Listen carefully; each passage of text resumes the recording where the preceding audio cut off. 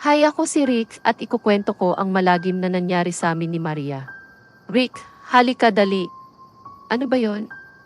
Tignan mo to oh. O ano yan? Samahan mo ko, bilhin ko. Yan ang kaibigan kong si Maria, mahilig sa mga antique. Ewan ko ba, natulad siya sa mommy at daddy niya. Kasi ang sabi daw sa kanya ng mga parents niya na kapag nangungulikta ka ng mga antike, yayaman ka daw. Pero hindi niya alam doon magbabago ang buhay niya. Pumasok kami sa antique shop. Mukha talagang luma ang mga gamit doon, nandoon din ang sofa na gusto niya. Isa itong Victorian settee, color. Mahogany, leather ang tela, malambot din, o Rick halika na. Dali. Excited na excited talaga siya na bilhin yung sofa. Binili niya nga ito, ay de-deliver na lang sa bahay niya maya-maya. Tumingin-tingin siya sa mga lumang bagay sa loob ng antique shop. Baka sa kanyang mukha ang saya, hanggang sa may nakatawag ng pansin sa kanya, isang lumang radyo. Ewan ko ba sa kanya, dahan-dahan niya itong nilapitan. Sobrang luma na talaga nun, hindi mo akalaing meron pa palang ganun na radyo. Gawa ito sa kahoy, rectangular shape.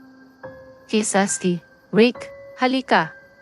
Pumunta naman ako agad. O ano naman yan? It's an old radio, bihira lang ang may ganito, bibilihin ko to. Ewan ko sa'yo, ikaw, bahala ka. Hindi sa siya nagdalawang isip pa na bilhin pa yun. Hindi na Rick, may bibilihin ka ba? Ah wala, umalis na kami sa antique shop. Nang tinignan ko ang antique shop, ay nakita ko na tumingin ang may-ari nito. Ewan ko kung bakit. Pagdating namin sa bahay niya, ay mapapansin mo kaagad ito dahil sa may kalumaan din ang bahay niya, antique. Talaga. Lahat ng mga gamit niya sa bahay ay antique. Dumating na ang truck kung saan nandoon ang sofa na binili ni Maria, excited na excited siya. Pinasok na ito at pinwesto pagkatapos ay inupuan niya agad ito. Rick, halika dali. Upo ka rin. Nilagay niya ang radyo sa mini table katabi ng sofa, binuksan niya ang radyo at iba ang tugtog. Parang may kalumaan na talaga, ewan ko ba sa kanya kung bakit pa niya binili yun. Naghanda muna siya ng makakain namin at ako naman nandoon sa sofa at nakikinig ng lumang tugtog. Hi. Nilabas ko ang cellphone ko at sinaksak ang earphone para making ng music kasi naman makaluma ang tugtog. Nang ipiplay ko yung music ang pinagtataka ko hindi siya nagpiplay. At tinawa lahat ng music sa cellphone ko pero wala. Wala naman akong magawa kaya tiniis ko na lang na making ng music sa radyo. Lumabas na si Maria at may dalang merienda. O kain na muna tayo. Pagkakain umalis na ako.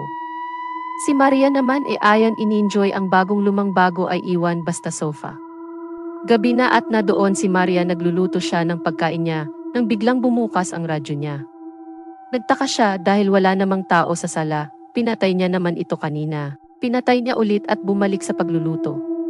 Bumukas ulit ang radyo, pinatay niya ulit ito, bumalik na siya sa pagluluto at naghain na. Nang biglang tumugtog uli ang radyo laking gulat niya kasi pinatay niya talaga iyon.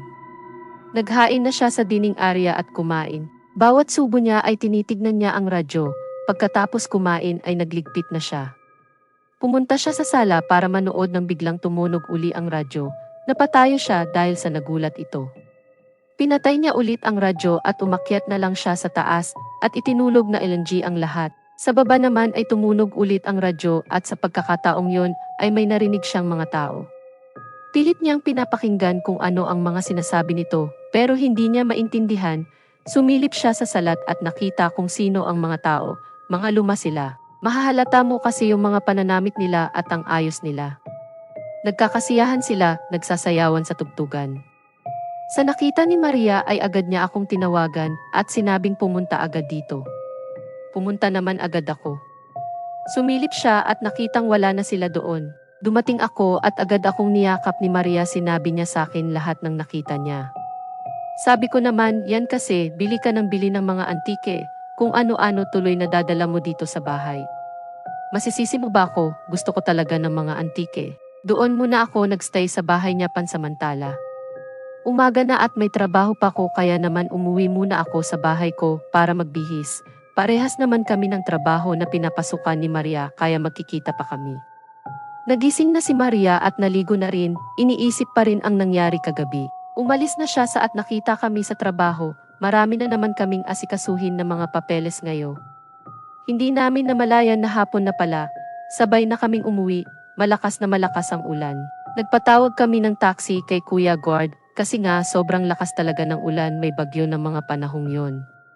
Pagsakay namin napansin ko si Maria parang may iniisip. Hoy! Ay! Ano ba yon? Parang malalim ang iniisip natin ah. Hindi naman, medyo traffic kaya natagalan kami sa pag-uwi.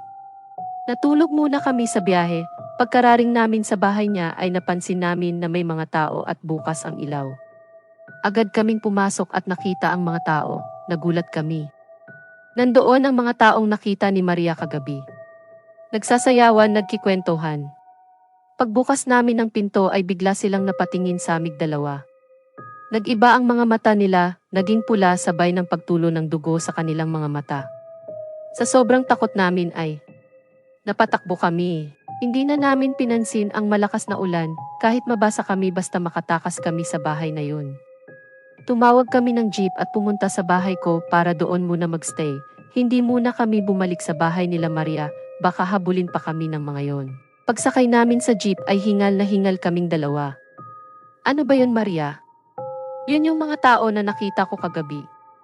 Ha? Anong taong pinagsasabi mo? Basta, mga lumang tao. Pagdating namin sa bahay ko agad kaming nagpatuyo.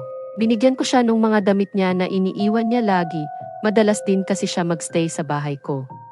Pagkatapos nun ay nagkape kami at kinintuhan niya ko kung ano ba ang nangyari, dun ko nalaman ang lahat. Sanabi niya na every time na iiwan niya yung radio bumubukas siya ng kusa. Doon na ako naghinala, sinabi ko sa kanya yung sa antique shop. Maria, may sasabihin ako sa'yo, nung binili mo yung old radio, nung umalis na tayo, tumingin yung manager ng antique shop. Ewan ko nga kung bakit eh. Siguro ano? Siguro may alam siya dun sa radyo na yun, siguro nga. Puro tayo siguro no? Haha, ganito na lang, bukas kunin natin yung radyo tapos itanong natin sa may-ari kung may nalalaman ba siya dyan sa radyo na yun. Oh sige Sage. Matulog na tayo at ipagpabukas na natin ang lahat. Kinaumagahan, pumunta na kami sa bahay niya, kinuha na kaagad namin ang radyo at pumunta sa antique shop. Agad namin tinanong kung saan ang manager. Ano yun? Sir, may tatanong ho sana kami. Sabay tik niya sa radyo. Ano yun? Tungkol ho dito sa radyo. May nalalaman ho ba kayo dito or history? Meron. Ganun ho ba ano po? Iyong radyo na iyan ay sobrang tagal na. Pinamana pa sa akin yan ng lola ko at ninununuan ng lola ko. Ewan ko ba kung bakit, sabi kasi ng lola ko noon na yung radyo daw na yan, pagmamay-ari ni Carolina Eleanor, isang mayamang tao na mahilig sa mga kasiyahan. Kaya naman laging may sayawan sa bahay niya. Habang sila ay nagkakasiyahan ay nagkaroon ng sunog. May nagplano daw ng sunod dahil sa nung lalabas sila sa pintuan ay nakasara ito sa labas.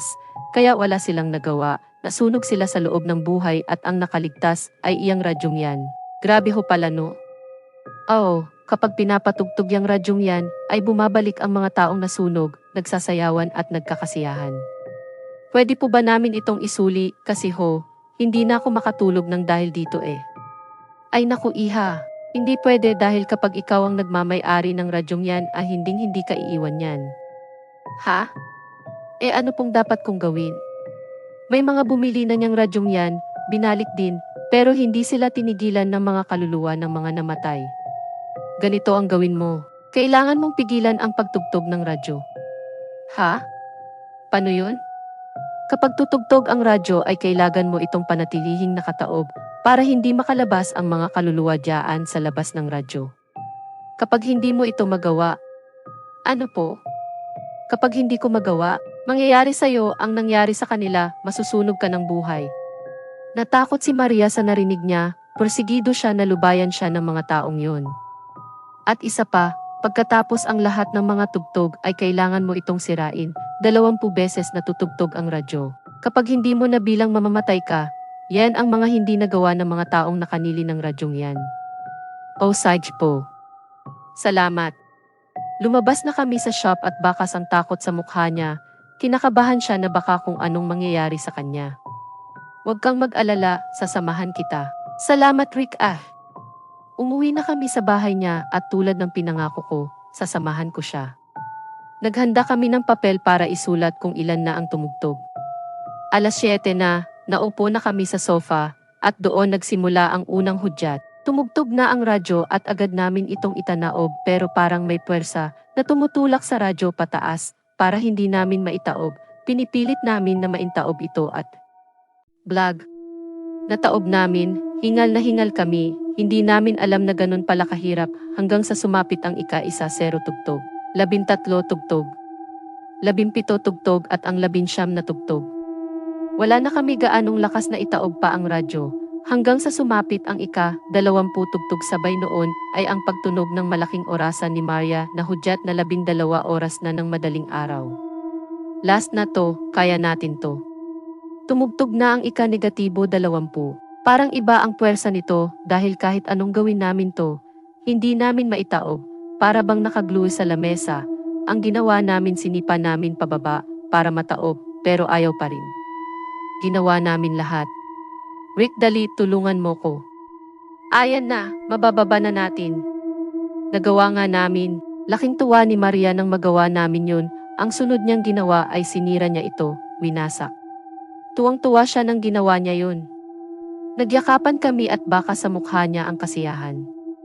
Hanggang sa nagulat ako nang bigla akong may nakita sa likod ni Maria na doon ang tao sa likuran niya. Nanlilisik ang mga mata. Kinuha nila si Maria at kasabay nun ay nawala siya na parang bula at muling nabuo ang radyo, kasabay ng pagbuo ay tumugtog uli ito. Natakot ako dahil nawala si Maria, kinuha na siya ng mga kaluluwa ng mga namatay. Sa pagtugtog ay narinig ko ang boses ni Maria, umiiyak at humihingi ng tulong. Wala akong magawa kundi ang umiyak. Kinabukasan ay napadaan ako sa antique shop na alala ko si Maria. At umalis na ako. Sa antique shop naman ay biglang bumukas ang pinto at sabay nun ay nandoon ang manager, nakangiti. At sunog ang kalahatang mukha.